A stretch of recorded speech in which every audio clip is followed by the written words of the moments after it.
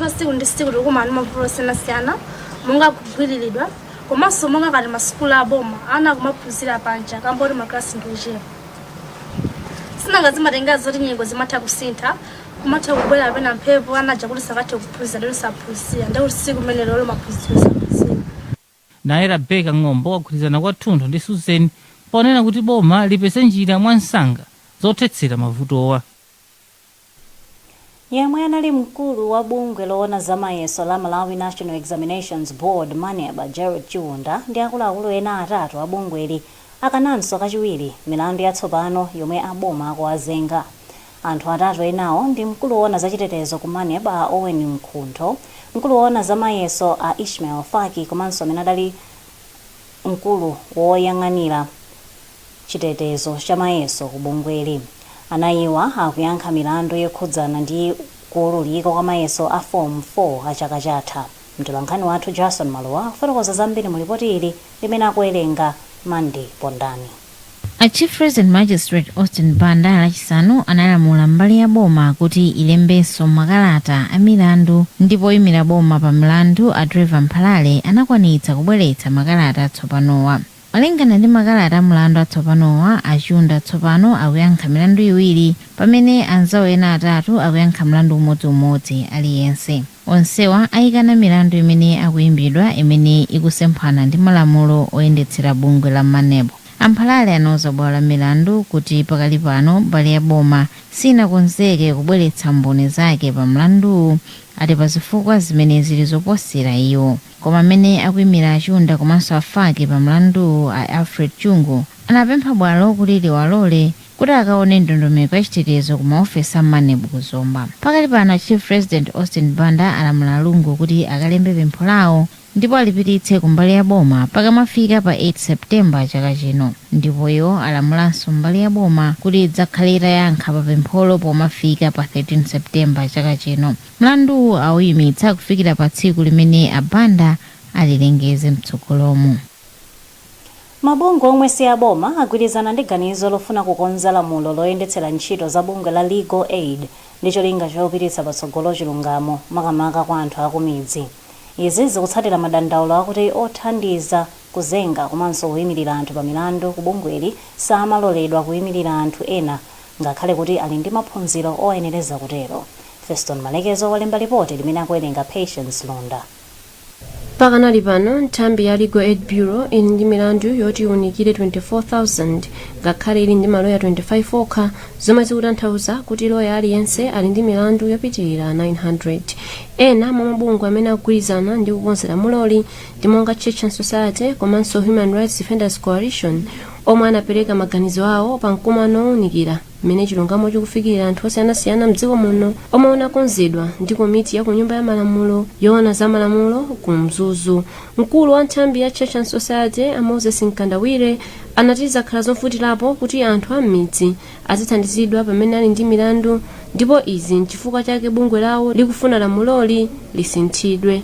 Ndi nkhani yofunikira chifukwa anthu a m'midzi ndi anthu oti ali pa umphawi wovuta kwambiri, komanso mukudziwa kuti anthu ambiriso kuma midziko ndi anthu otino amadalira ulimi. Ndiye pa ulimipo kandama kawo kamene amakapeza nkandama kuti akakolola akagulise kawadi maketi. Yemwe akuyimirira HRDC Happy Mhango anati kupeza chilungamo kuchokera ku bwalo la milandu ndi ufulu wa munthu wina aliyense, kotero sikuyenera kuphwanyiridwa. Mkulu wa Legal Aid Bureau Amasauko Chamkakala anati kukonza lamuloli kupereka mphamvu kwa bureau chifukwa milandu ina imatenga nthawi kuti ithe. Padakali pano tili ndi makesi ongopitirira 24,000 imene kutanthauza kuti ndi kuti loya mmodzi akugwira makesi 900. Ndipo pa mpando wa komiti ya ku nyumba ya malamulo yoona za malamulo a Peter Dimba anati akuyembekezera kuti mkumano omwe uchitikira chinayi sabata yamawa ku Lilongwe uwonjezera nzeru momwe lamuloli angalisinthire. Tili okondwa kuti kunoko ku Mzuzu ma stakeholders amene tinakumana nawo onse anena kuti ndizoona pakufunika kuti malamulo asinthidwe ndi cholinga chonena kuti tilole anzathu amene ma officers kuti atha kuyimira pa milandu anthu ambiri osiyanasiyana amene sangathe kupanga haya ma lawyers. posachedwa apa bungwe la Malawi Law Society anati kukonza lamuloli kukhonza kulowesa pansi ntchito zakaperekedwe kachilungamo m'mabwalo a milandu. Mapalarigo omwe ndi othandiza kuzenga komanso kuyimirira anthu pa milandu ndi anthu omwe ali ndi masatifiketi, madiploma komanso madigiri komanso ovomerezeka mwa malamulo kuyimirira anthu pa milandu. Bungwe la mu Africa loona za madzi la African Water Association lapempha magulu ogwira ntchito za madzi ndi ukhondo kuti agwirane manja popititsa patsogolo ntchito zopereka madzi abwino ndi ukhondo kwa nzika za dziko lino. Mkulu woyendetsa ntchito za bungweli a Simeon Kenfak wanena izi lachisanu mu mzinda wa Lilongwe pamene amakhazikitsa ndondomeko zolimbikitsa mgwirizano pogwira ntchitozi. Emanos Mpokolwe walemba ripoti ili limene akuwerenga Matthews Kasanda. Ntchito yomwe yakhazikitsidwa lachisanuyi yabweretsa pamodzi mabungwe osiyanasiyana omwe agwira ntchito zopititsa patsogolo ukhondo ndi kupezeka kwa madzi abwino. Ntchitoyi ipindulira maboma a Lilongwe, Blantyre, Mzuzu, Salima, Zomba ndi Kasungu. Mkulu woyendetsa ntchito za maboma ang'ono mu nduna wa za maboma ang'ono a Douglas Nkweta wati ntchito yomwe mabungwe agwira ithandiza kutukula ntchito za ukhondo mdziko muno. So tukhulupirira kuti maphunziro amene tinawo panopo atithandiza kukonza ngati mavuto ngati amene wawa. Akamakamba za inclusive sanitation, akamba za onse amene akukhudzidwa ndi umoyo kapena kuti chisamaliro cha pathupi komanso pamene tikukhala, kuyambira makanso, kuyambira ma water board komanso ngakhale anthu amene amagwira ntchito yokapopa zoyipa kuchokera ku zimbudzi zokumba komanso ngakhale ma septic tank. Mkulu woona ntchito za madzi ndi ukhondo mu nduna wa zachilengedwe a Emma Kambalame wati mdziko muno mudakala anthu ochuluka omwe samakwaniritsa kufikira madzi a ukhondo. Tipeze njira olo anzathu amene tigwirizana nawo amene angatithandizire ku nkhani yoonetsetsa kuti upangiri ukuperekedwa kwa anthu. Upangiriwu sindikunena kuti mwina pa nkhani yoti mwina anthu ogwira ntchito komanso nkhani ya ndalama ndiyofunikiranso kuti ilowepo kuti nkhani ya ukhondo iso ikhale kuti ikuthamangisana ndi mmene tikuchitira nkhani yopereka madzi a ukhondo. Afa ndi mgwirizano wa mabungwe ogwira ntchito zopititsa patsogolo ukhondo komanso kupezeka kwa madzi abwino ndi chilengedwe muno mu Africa. Tipitiriza kupatsirani nkhani mwatsatanetsatane posachedwapa.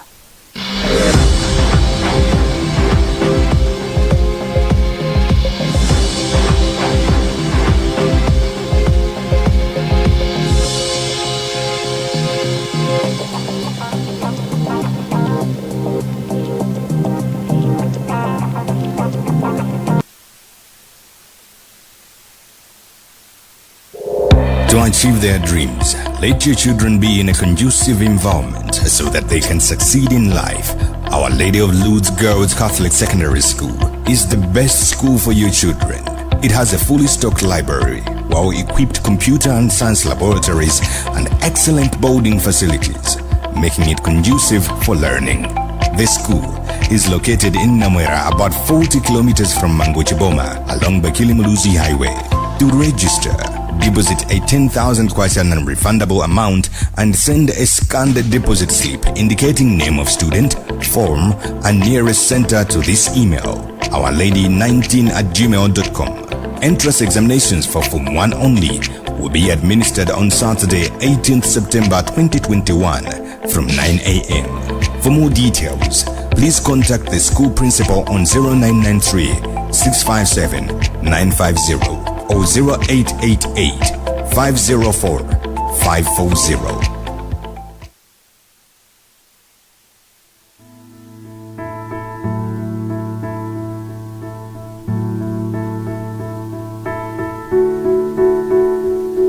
Tsiku ndi tsiku moyo umatipasa mwayi opanga chisankho choyenera.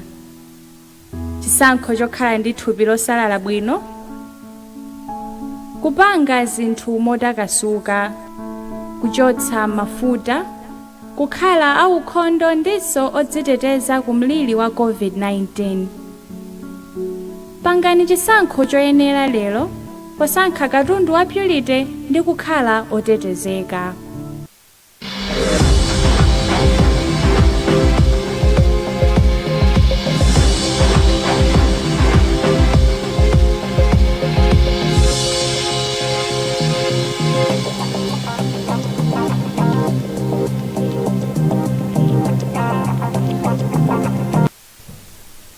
takulandiraninso ndipo popitirira ndi nkhani zathu madzulo ano.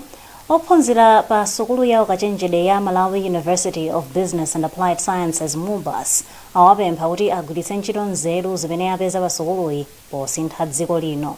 Izi azinena pamene ophunzira amene akhala akuchita maphunziro a utolankhani komanso azamalonda ndipo ali mchaka chomaliza amaonetsa zimene akhala akuphunzira. Isaac Salima ali ndi zambiri.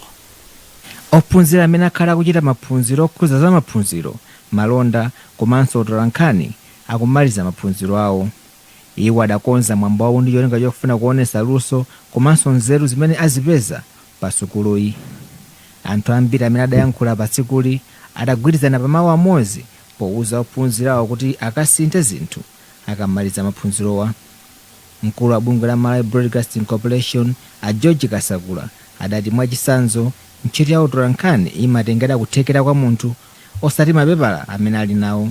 Amene akugwirizana ngati mkulu wa banki ya FDH a George Chitera adapempha ophunzirawa kuti akathandizenso popezera mwayi wa ntchito anthu ena osati kungodikira kuwalemba ntchito. Uthenga umene nako ophunzira ndi kuwalimbikitsa kuti they have spent zaka zawo 4 akuphunzira aphunzitsidwadi mwa ukadaulo zimene amene aphunzire nawo ni nthawi yoti azigwiritse ntchito akabwera ku industry. Ku industry ali ndi mwayi or opportunity oyambisa even makampani zawo kugwiritsa ntchito upangiri umene aphunzira zaka 4. Ali ndi upangiri okagwiritsa ntchito makampani amene akufuna luso lawo kugwiritsa ntchito nzeru zimene apeza pa nthawi imene anali ku university. Mmodzi wa ophunzira pa maphunziro za malonda Thokozile Makawa adati akuona kuti apeza luso lokwanira kukasintha zinthu. Ulendowu wakhala ovuta ndithu sitinganame kuti panalibezo khoma zina zili zonse ayi. Mwana wa sukulu aliyesa madziwa zoti nthawi ya sukulu makumana ndi zinthu zosiyana-siyana koma ukakhanda azinzako kuthandiza ukakhanda ophunzira nawo mklasi mwako kuthandiza bwino komanso abale ako zinthu zimayenda bwino makamaka Mulungu. Tikapita kunjaku my expectations alipo ndithu tikuyembekezera kuti tikatha kukula mfield imene takhala tikuphunzirayi field ya communication ndipo tangokonzeka kuti zomwe zili kunjako. Kampani zosiyana-siyana zidathandiza pa mwambowu. Akuluakulu a Kosoma ku chigawo cha kumpoto alanda makompyuta pafupifupi 50 omwe anthu amabera nyimbo komanso makanema a anthu mu mzinda wa Mzuzu. Mkulu wa Kosoma ku chigawo cha kumpoto adikira chipande akuti ambiri mwa anthu amene alandidwa katunduyu analibe ziphaso zochitira malonda ogawa nyimbo. Samukalimira ali ndi nkhani yonse.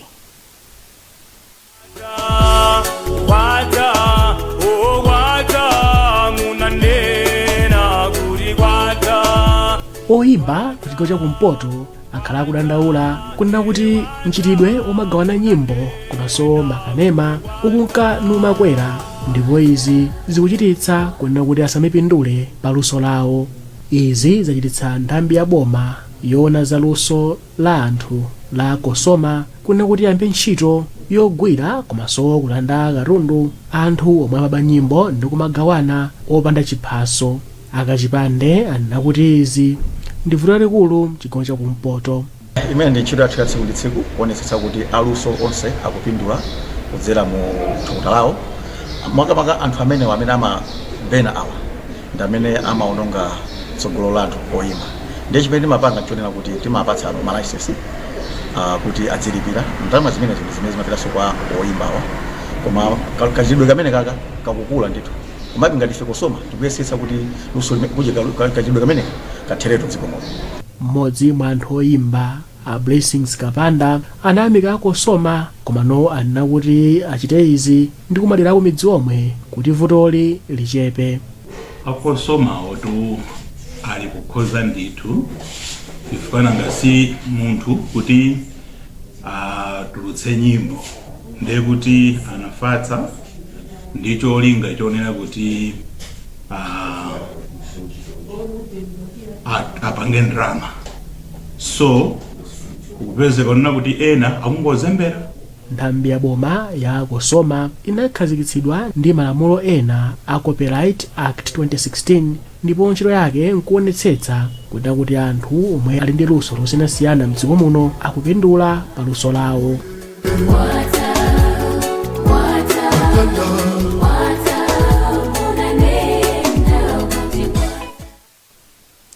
Nkhani zathu ndi zomwezi madzulo ano, koma tisadasiyane nayinso mitu ya nkhani. Bungwe la National Audit Office layamba kuunika ndalama zokwana 17.5 billion kwacha zimene zinkayenera kugwira ntchito ya COVID-19. Nyumba ya Malamulo yati kukonzanso bilu yoona za anthu apa ntchito imene mtsogoleri wa dziko lino sanasayine, ndipo mu nkhani zina mabungwe omwe si aboma agwirizana ndi ganizo lounikanso ntchito za bungwe la Legal Aid.